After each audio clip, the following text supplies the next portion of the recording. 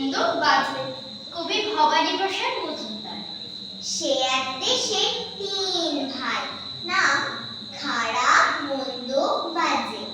তিনের মধ্যে বিবাদ বাঁধে প্রায়ই মাঝে মাঝে।